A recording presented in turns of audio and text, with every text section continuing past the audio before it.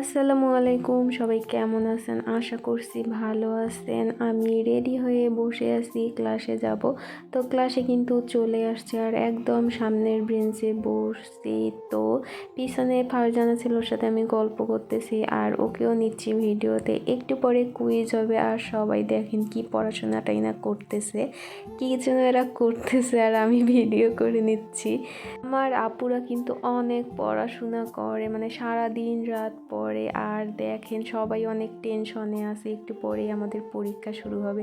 আর এই যে সুন্দরী আপু এখানে যেন কি করতেছিল। যাই হোক, আমার তো আর কিছু করার নাই, তাই বসে বসে আমি ভিডিও করে নিচ্ছিলাম। দেখেন সামনের সিট ফাঁকা রেখে একদম পিছনে বসছে আমার বান্ধবীগুলো। একটু পরে ফোন ব্যাগ সব সামনে জমা দিতে হবে, তাই ভাবলাম না একটু ভিডিও করে নেই। তো আমার লেখা শেষ, আমি আমার ফোন নিয়ে আসলাম, ব্যাগ নিয়ে আসলাম।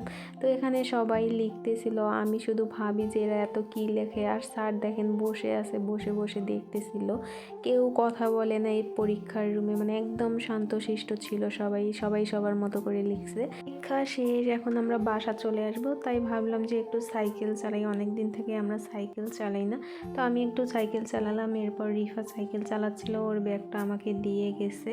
তো আমি ব্যাগ নিয়েছিলাম আর ইমু আমাকে ভিডিও করে দিচ্ছিল। ফারজানা তখন ছিল না, ও চলে গেছিল। আর একটু পরেই রিফা চলে আসে। আমাদের ক্যাম্পাসে কিন্তু সাইকেল চালাতে দেয়, 1 টাকা দিলেই সাইকেল দেয়। তো সাইকেল চালা শেষ, এখন আমরা বাসায় আসলাম। প্রচুর ক্ষুধা লাগছে, ভাবছি কি রান্না করব।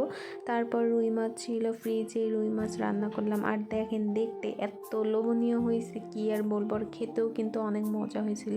আর আজকের ভিডিওটা এখানেই শেষ করছি। আল্লাহ হাফেজ।